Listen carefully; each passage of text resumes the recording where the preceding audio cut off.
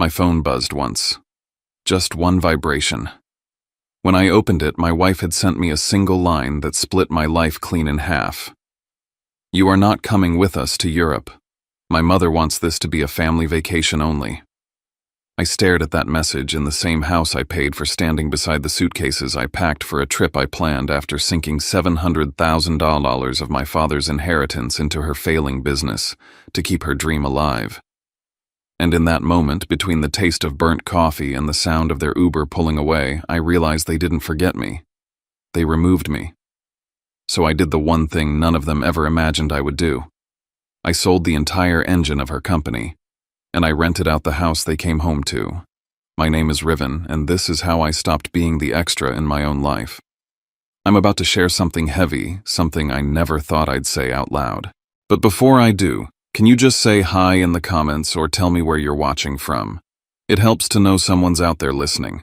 Even the smallest connection makes a story like this easier to tell. Thank you. And now, here's my story. And if my story speaks to you even a little, please consider subscribing. It's just me here trying to make sense of what happened, and your support means more than you know. The morning looked exactly the way I liked it. Quiet, gray, and calm, as if Portland itself was still waking up. I stood barefoot in the kitchen of our suburban home, the smell of freshly ground beans drifting warmly through the room. The espresso machine I bought last year hissed softly, steam rising like a morning ritual I had repeated thousands of times. The counters were clean, the fridge hummed faintly, and the clock above the pantry ticked toward 7:14 a.m. For a few seconds, everything felt as though it was in perfect order. Except for one thing. 3 suitcases sat by the front door, lined up neatly like obedient soldiers waiting for a signal. One was Marissa's, white glossy, plastered with destination stickers. One belonged to Judith and her daughter, matching beige luggage with gold initials. And then there was mine, zipped tight clothes neatly folded inside my passport tucked in the outer pocket. I had double-checked my packing the night before, imagining the 3 of us walking through airports, eating gelato on cobblestone streets, watching sunsets over new cities.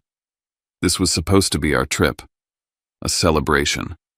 A reward after years of pushing through storms. While I poured my coffee, my phone buzzed against the counter. I didn't rush to look. I assumed it was an airline reminder or another email confirming our restaurant reservations. When I finally reached for the phone, lifting it lazily with my free hand, the screen lit up with her name. Marissa. Just one text message. "You are not coming with us to Europe. My mother prefers this vacation to be a family vacation only." I blinked, read it again, and again. At some point I stopped breathing. The words didn't shout. They were quiet, clean, surgical, sharp in a way that cut deeper because of how effortlessly they slid in. Family vacation only. 2 words suddenly rewrote everything I thought I belonged to. The air in the kitchen thinned. My fingers numbed around the coffee mug. I sat down on the bar stool without realizing I had moved. The world felt muffled, as if someone had pressed a pillow over my ears. I stared at the message until the letters blurred. My suitcase by the door waited without knowing it had been dismissed. I had visualized Europe so vividly, Marissa leaning into me on a gondola in Venice, our hands brushing while taking photos along the Amalfi coast. The 2 of us crossing the Charles Bridge in Prague, wrapped in scarves. I'd imagined this trip would reconnect us after long months of distance, of her being consumed by the company and me being the one keeping everything else steady. Instead, I got a text that made it very clear. In their definition, I was not part of the family. My gaze drifted to the dining table where I'd printed and arranged our travel itineraries in a tidy folder: flight confirmations, hotel bookings, reservation receipts. I'd even scheduled Judith's favorite spa in Rome, something I added behind the scenes to make the trip feel seamless. Every detail, every plan, every piece of this vacation had been my work. But none of it mattered. I set my phone down and leaned back, hearing nothing but the hollow throb inside my chest. I didn't text Marissa back. Instead, questions formed on their own. Why didn't she tell me in person? Why hide behind a message? Why blame her mother when this trip was built? From my time, my effort, and my money. I walked to the front door and stood over the 3 suitcases. Theirs looked ready for a glamorous escape. Mine looked like a joke I'd played on myself. And in that quiet, heavy moment, I felt the truth settle in with a weight that pressed behind my ribs. I was the only one who still believed I belonged here. I don't know what made my memory seize on that moment, maybe the shock, maybe the silence. But my mind drifted back to the hospital room where my father took his last breath. Back then, the air was just as still, just as dense. He had pressed a trembling hand over mine and said, "Promise me you won't hand your whole life to someone who won't stand beside you. Money is only worth something when you use it for a life you actually want." He left me his savings $700,000 he'd built slowly over decades of quiet, relentless work. I dreamed of turning that money into my own future, a cafe bakery in downtown Portland called Rose Corner, a place filled with warm bread and conversation where life moved gently instead of racing past. But life doesn't always move along the lines you draw for it. 3 years ago, Marissa's travel concierge startup was collapsing. Rent on the Pearl District office was overdue, employees were threatening to quit, vendors were sending warning emails. I remember coming home to find her at the kitchen table, her head buried in her arms, shoulders shaking. Judith was on speakerphone, her voice sharp enough to cut. "My daughter cannot fail at this. Riven, you need to do something." I stood there, torn between two voices, my father's quiet caution and Judith's loud insistence that being a husband meant stepping in immediately, unquestioningly. Late that night, after everyone else had gone to bed, I opened my laptop. The numbers in my account stared back at me. $700,000, years of my father's sacrifices, years of his warnings. And yet all I could think about was Marissa curled up in that chair saying, "You're my family. I'll never forget it if you help me. This is our future." One click transferred everything. No contract, no ownership agreement, no lawyer. Just trust. Just love, or what I believed love to be. And the company came back to life because of that transfer. They paid debts, retained staff, rebuilt marketing. A year later, Marissa was on the cover of a local magazine, celebrated as a self-made CEO, complete with a glowing article about her resilience. At the launch party, Judith beamed and told her friends Marissa built everything from scratch. I stood in the corner holding a glass of champagne, listening, waiting for anyone to acknowledge the truth. But I wasn't in the story they told. I was just the quiet figure passing hors d'oeuvres between guests. Not long after the first real crack appeared. One evening over dinner, Judith laughed into her phone and said Riven helped a tiny bit at the beginning, but the company is all Marissa's grit. I remember setting my fork down, staring at the table. $700,000 was a tiny bit. Then came the moment I can't forget. Marissa left some company documents on the counter one afternoon. I flipped through them out of curiosity and froze. The LLC registration listed one owner, Marissa Hale. The cap table had one name. The partnership agreement had one signature. Not mine. Why am I not listed anywhere, I asked that night, trying to keep my tone neutral. She shrugged. "You're my husband. You don't need paperwork." And Mom said adding an extra owner complicates taxes. Complicates taxes. Complicates paperwork. Complicates their narrative. For the first time, unease settled under my skin, not loud or dramatic, but steady and cold. A quiet awareness that I had given them the ground beneath their feet, and somehow, somewhere along the way, they had built walls tall enough to hide me behind. By the time I returned to the present, still standing beside the suitcases at the door, the final piece of the truth clicked into place. My $700,000 had become the foundation of a company that erased me. And now, with one text, they had erased me from the family too. I used to tell myself every family had its quirks, that the tension around Judith's dining table was just strong personalities, not warning signs.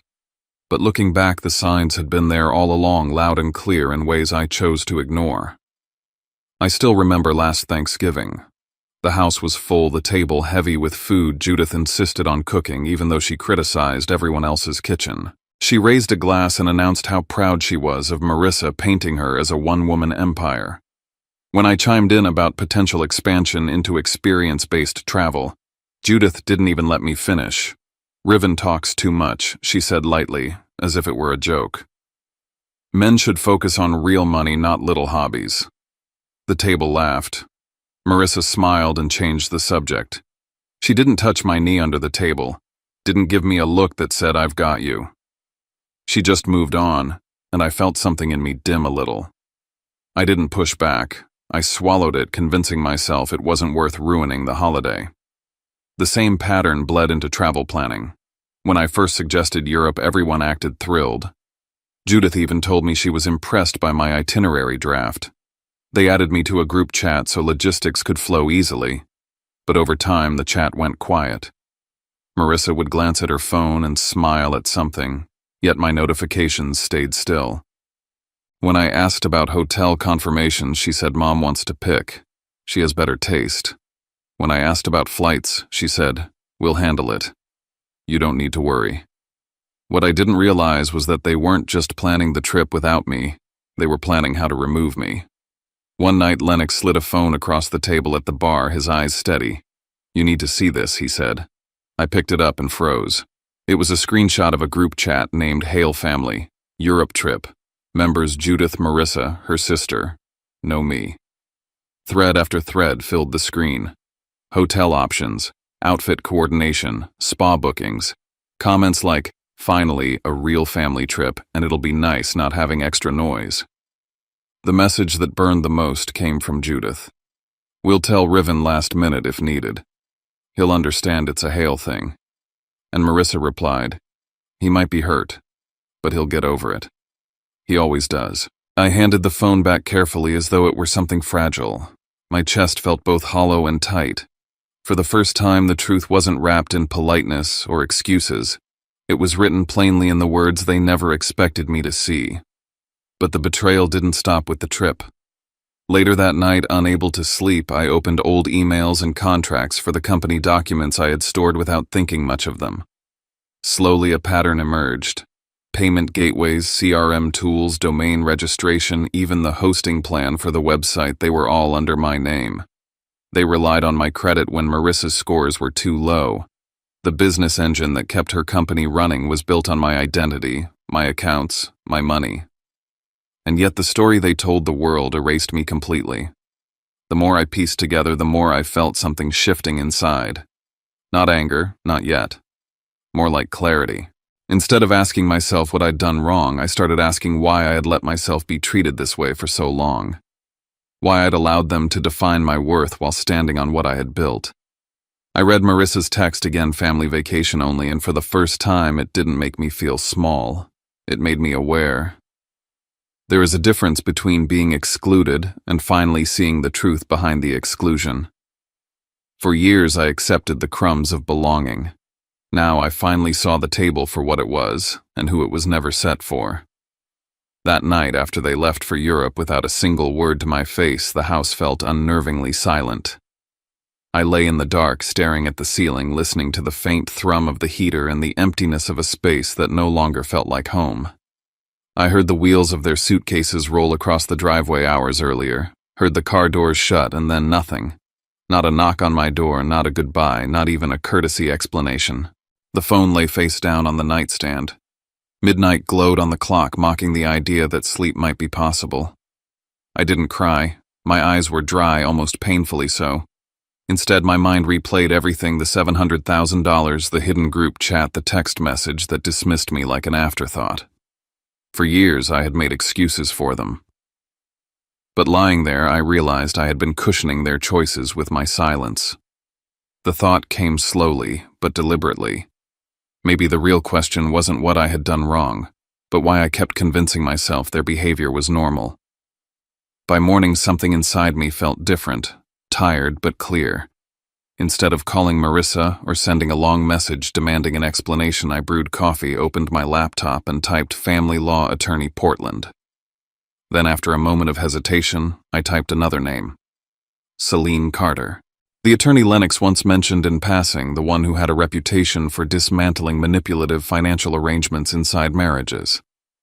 I sat at the dining table staring at her website, weighing two versions of myself: the husband who waited patiently for everyone to come home, and the man who finally wanted to understand his legal reality instead of clinging to emotional promises.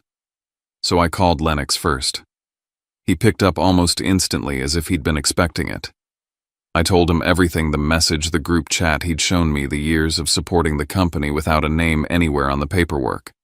When I finished, he didn't offer sympathy. He offered honesty. "You poured your father's entire legacy into someone else's dream," he said calmly. "Not as a partner, but as a resource they thought they could control. And now they've pushed you out of the one thing you thought you still belonged to. If you stay quiet now, you're giving them permission to keep rewriting the story." Then he told me something that made my stomach tighten. He had heard through someone at the bank that months after Marissa received the $700,000, Judith had asked about ways to protect the Hale family's assets from marriage complications. Marriage complications. I was the complication. That was the moment I decided I needed answers that didn't come from Marissa. I grabbed my coat, got in the car, and drove north. The drive to Seattle was long, and gray rain streaking across the windshield in slow diagonal lines. I barely registered the radio playing. My thoughts were louder than anything outside the car. By the time the Seattle skyline appeared through the mist, I felt like I'd peeled away the last layers of denial. Celine's office sat in a glass building overlooking the water, modern and sharp. I felt strangely out of place walking through the pristine lobby, as if stepping into a version of life I'd never allowed myself to imagine. When she greeted me, a woman with clear eyes and a demeanor that made the room feel smaller, I knew I was in the right place. I told her everything: the inheritance, the desperate night when Marissa begged for help, the transfer of all $700,000 without a contract, the business infrastructure I had built, the group chat, the message disinviting me from the trip I planned. I spoke for nearly an hour without stopping. Celine listened, occasionally taking notes, occasionally nodding but never interrupting. When I finished, she began sorting through the documents. I had brought the lease, the vendor agreements, the website registrations. Her conclusion was unsettling in its simplicity. Legally, I was the backbone of the entire business. The lease existed because of my credit. The software subscriptions and vendor payments were tied to my accounts. The digital assets were secured under my email. Marissa owned the name, but I owned the infrastructure that made that name worth anything. And once again, I felt the strange duality of my life, essential behind the scenes, invisible everywhere else. Then Celine asked a question I had never allowed myself to consider. "Do you want to take control of what you built?" she said. "Or do you want to remove your support completely and let the company collapse without it?" Two paths. Two very different futures. I had always been the person who tried to preserve harmony, even at my own expense. But harmony built on erasing myself wasn't harmony at all. "I don't want revenge," I said slowly. "I want clarity. I want them to understand what happens when the person they call an outsider stops holding everything together." She nodded, already outlining possibilities, strategies, next steps, with a precision that felt like someone finally turning on a light in a room I'd been stumbling through for years. Walking out of her office, I felt the ground under me change. For the first time in a long time, I wasn't just reacting. I wasn't waiting. I wasn't apologizing for existing. I was planning. And for once, the plan was mine. Driving back to Portland from Seattle felt different this time, as if the road itself had shifted into a straight line toward clarity. The sky was dimming, neon signs flickering across the freeway, and somewhere between Olympia and home I began piecing together the company's skeleton in my mind. Not the polished image Marissa showcased online, the real structure beneath it. Who owned what? Who actually held power? Who was just posing in front of the storefront while someone else kept the lights on? When I stepped into the house, it felt smaller than I remembered. Every object inside, every piece of furniture, every appliance, every detail had somehow always been attributed to Judith's good taste, even though I was the one who researched, bought, and assembled most of it. I wandered toward the drawer where we kept important documents. The house deed was there, slipped between tax forms and receipts. And when I read it, something inside me settled. The only name on the deed was mine. I had placed the down payment from my father's inheritance. Judith might have made comments, chosen curtains, or critiqued the sofa, but legally the house was mine alone, no matter how loudly she talked about the Hale family home. That realization carried me into a conversation with Lennox later that night at a small bar downtown. We sat in a corner booth lit by a dim red lamp, my laptop between us.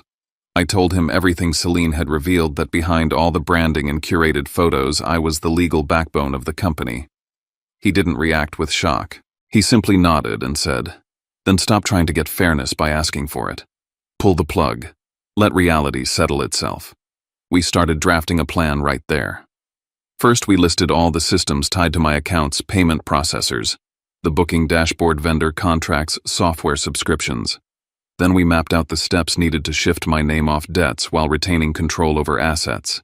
It wasn't sabotage. It was extraction. Clean. Precise. When I got home, I opened my office door, sat down, and began accessing everything I still technically owned. Account after account logged in successfully. And then I noticed something almost absurd. Every recovery email, authentication number, backup, key, and security line pointed back to me. Marissa had never changed a single thing. She simply assumed I would always be there to fix whatever went wrong, quietly and visibly.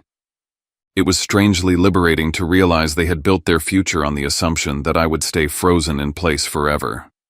A few days later, Celine connected me with a corporate travel conglomerate in the middle of a major expansion. They didn't want Marissa's brand. They wanted an engine, an existing functioning operational core they could adopt quickly. I met with them over a video call, explaining each system, how the pipelines worked, how data synced across booking channels. The COO on the other end of the call raised an eyebrow when Marissa's name came up. He mentioned they'd once considered a partnership with her but pulled out because she didn't play well with collaborators and escalated conflicts too quickly. That was the moment I understood that the glossy version of Marissa's reputation wasn't universal. I proposed a clean structure. They purchased the operational infrastructure, client systems, vendor relationships, while leaving the brand name untouched. No lawsuits. No battles. I didn't want her spotlight. I wanted my work back. Celine emphasized patience, so I paced myself. I began closing unnecessary subscriptions tied to my cards, lowering credit limits on business accounts, and preparing transfer documents so that once the sale was finalized, everything would move smoothly. The only person who wouldn't be prepared was Marissa. One evening, while Lennox and I reviewed notes at my house, he looked around the living room and said, "If you really want out, you should stop letting this place be the Hale family stage." He suggested something bold, listing the house as a luxury rental while they were away. I hesitated, but when I opened the booking calendar and saw the week of their return glaring back at me, something clicked. Lennox asked quietly, "If someone books that week, would you let them?" I didn't answer aloud. But the moment I hit publish on the rental listing, a quiet shift happened inside me. For the first time, I wasn't asking for a place in the story. I was writing my own. A few days later, I was sitting at my temporary workspace when Celine called. Her tone was clipped efficient. "They've accelerated the timeline," she said. The travel conglomerate wanted to finalize the acquisition immediately to align with a strategic launch. By noon, I was reviewing the final agreement. We signed everything digitally.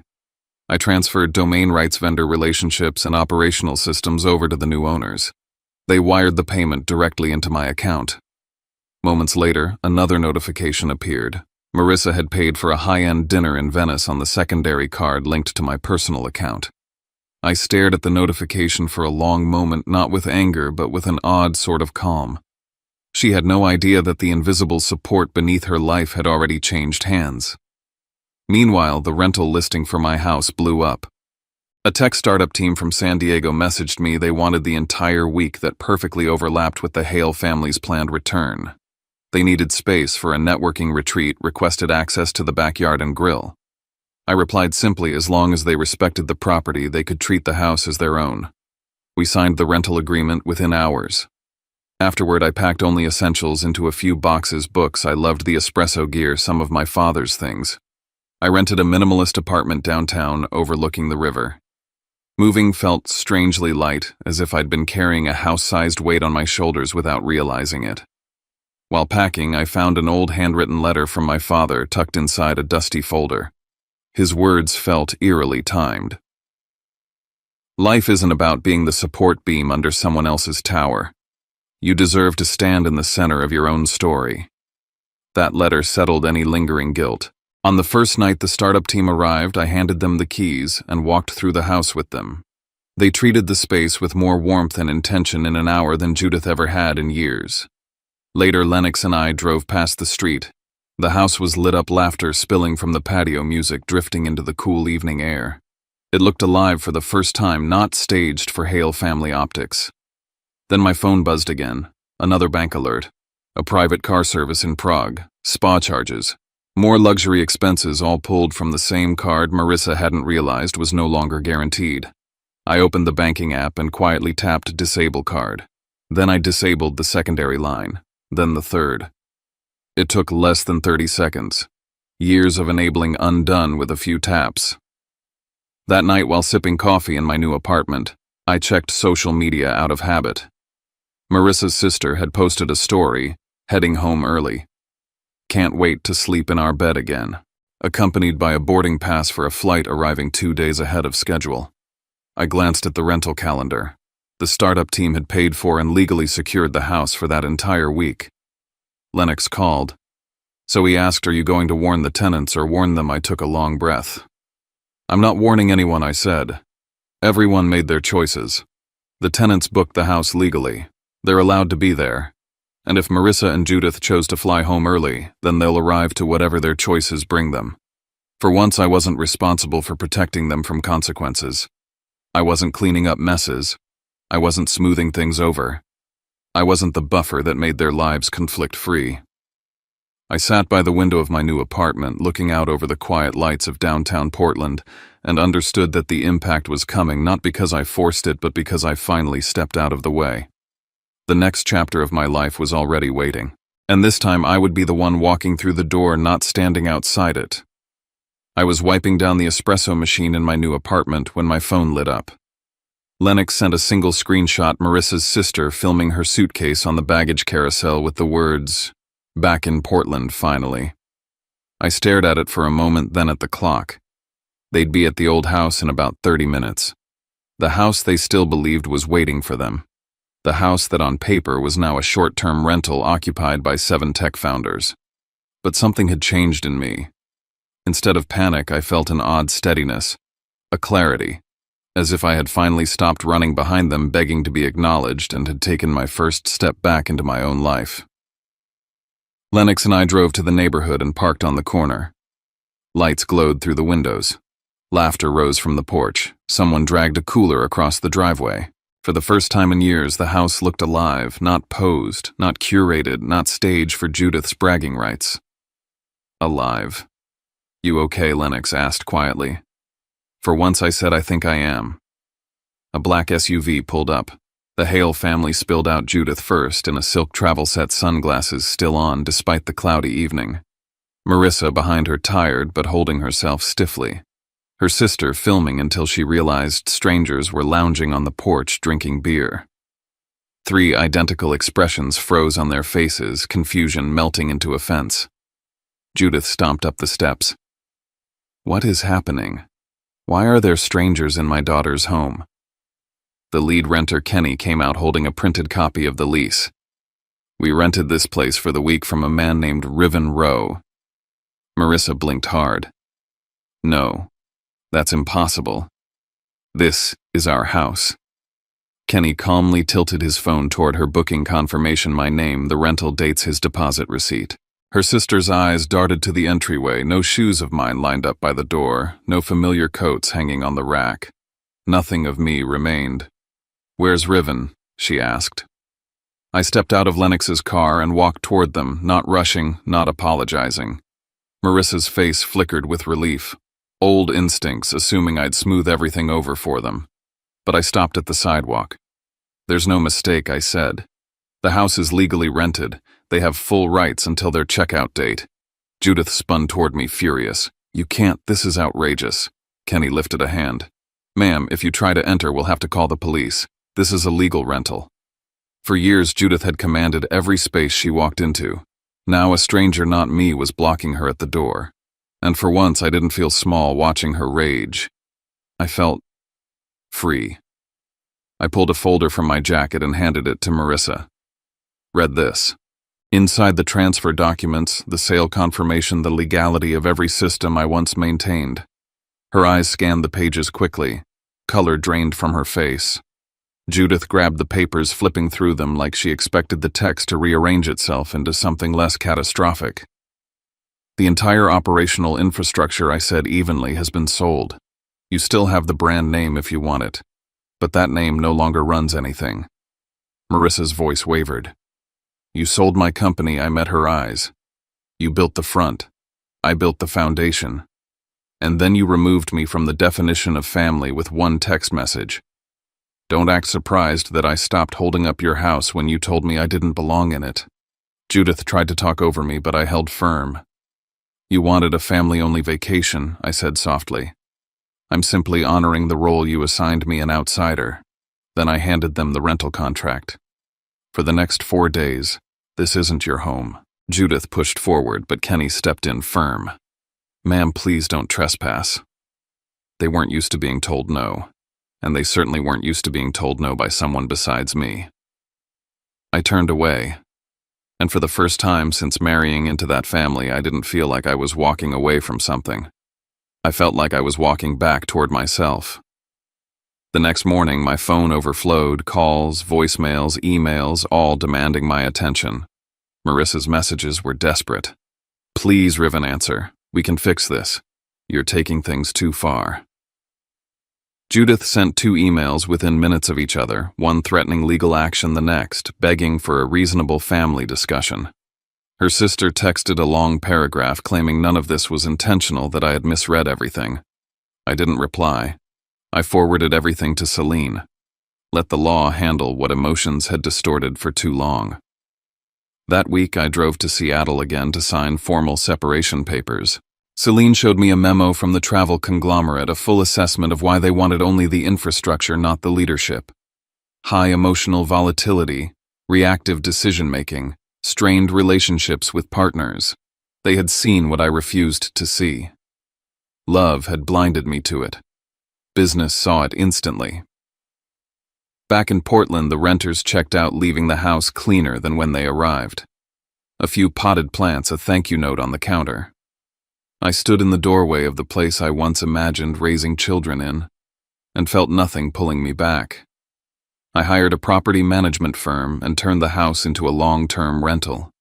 It would no longer be a shrine to expectations I could never meet. While I was locking up, the neighbor waved me over. We all heard what happened the night they came back, she said. Good for you. Some people need to be told no the hard way. I smiled, realizing I didn't have to explain myself. The truth had a way of leaking into the world on its own. With the past finally unhooked from me, I turned toward the dream I'd buried years ago, a small cafe, warm wood and exposed brick, the smell of fresh pastries, sunlight falling across clean counters. I rented a storefront in the creative district and built Rose Corner. At the heart of the cafe, I placed my espresso machine. On the wall, I hung a black and white photograph of my father and framed one of his final lines to me. You deserve to stand at the center of your own story. On opening day, the first person to walk in wasn't Lennox, it was a former employee of Marissa's. She'd gotten the email about the system transfer and quit immediately. I want to work where people acknowledge who actually builds things, she said. I hired her on the spot. A week later, during a gentle drizzle, Marissa walked through the door. No expensive coat, no sharp edges. Just a woman who looked like everything she held had slipped through her fingers. She ordered a coffee but didn't drink it. I never thought you would do something like this, she whispered. We were supposed to be a team. We were, I said. Until you decided I wasn't part of the family.